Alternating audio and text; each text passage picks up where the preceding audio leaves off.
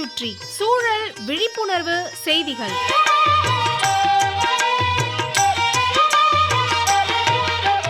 அன்புள்ள கார்த்திகேயன் சார் அவர்களுக்கு உங்கள் மாணிக்கம் எழுதும் மடல்.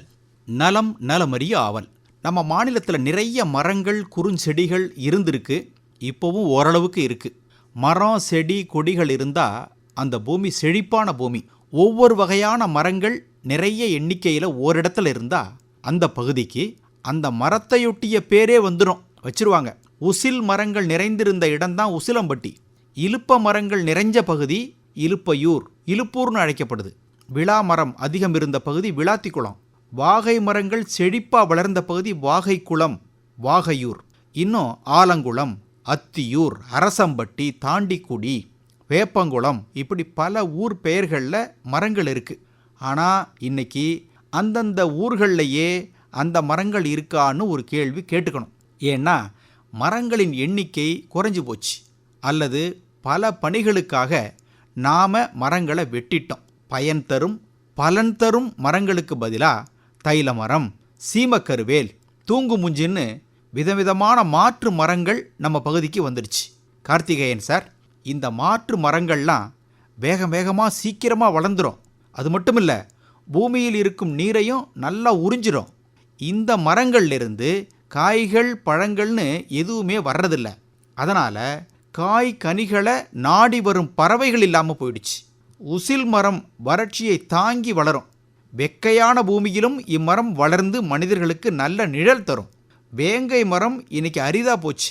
ஆயுர்வேத மருத்துவத்தில் வேங்கை மரம் பயன்படுத்தப்படுது. அதே போலத்தான் மருத மரம். இலுப்ப மரத்திலிருந்து எடுக்கிற இலுப்ப எண்ணெய் தமிழர் கலாச்சாரத்தில் ரொம்ப காலமாக விளக்கேற்ற உபயோகப்படுத்தப்பட்டது. இப்போது அரிதாக பேசப்படுது. பெரிய கோயில்கள் இருக்கும் இடத்துல 2-3 இலுப்ப மரம் இருக்கும்.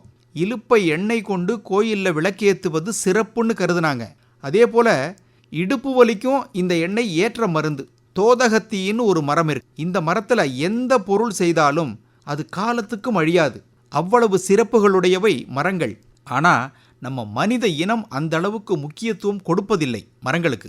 இவ்வுலகில் தாவரங்கள் இல்லைன்னா மற்ற உயிர்கள் எதுவும் உயிர் வாழ முடியாதுங்கிறத மனித இனம் தெரிஞ்சிருந்தாலும் ஏனோ வளர்ச்சி என்ற பேரில் மரங்களை வெட்டி வீழ்த்துறான். உலகிலேயே அலட்சியத்தாலும் ஆயுதங்களாலும் அதிகம் பாதிக்கப்பட்ட ஒரே உயிர் மரங்கள் தான். மரத்தை வெட்டி காகிதமாக்கி பின்பு புத்தகமாக்கி புத்தகத்தின் பின்புறம் மரம் வளர்ப்போம், மழை பெறுவோம்னு அருமையான வாசகத்தை எழுதி வைக்கிறான் மனிதன். சொந்த செலவில் சூன்யம் வச்சுக்கிறதுன்னு ஒரு சொலவடை சொல்லப்படுவதுண்டு. அதுபோலத்தான் மரங்களை வெட்டுவதும். கார்த்திகேயன் சார், நாம் சுவாசிக்கிறது பிராணவாயுவை. நம்மை சுற்றியுள்ள காற்றுல 1/5 பங்கு பிராணவாயு இருக்குது. யார் எது மூலம் இது நமக்கு கிடைக்குது? நிச்சயமாக பசுமை போர்வை மூலம்தான், இலவசமாக கிடைக்குது. இந்த நிலை, அதாவது மரங்களை தொடர்ந்து வெட்டுவது நீடித்தால் சுவாசிக்கும் பிராணவாயுக்கும் காசு கொடுக்க வேண்டியிருக்கும். மக்கள் தாவரங்களோடு இணைந்து வாழ்ந்த காலம் போயிடுச்சு. மரம் தனை மனிதன் மறந்தான்.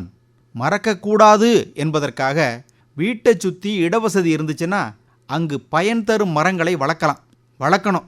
உயரமான மரங்களுக்கு அடியில் சிறிய மரங்கள், அவற்றின் கீழ் புதர் மரங்கள் அல்லது பெரிய செடிகள், அப்புறம் புல் வகைகளை வளர்க்கலாம்.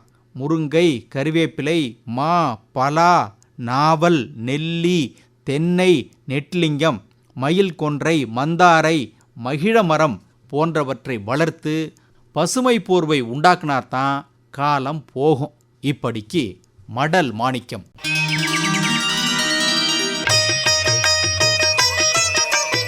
நம்மை சுற்றி சூழல் விழிப்புணர்வு செய்திகள் கேட்டீர்கள்.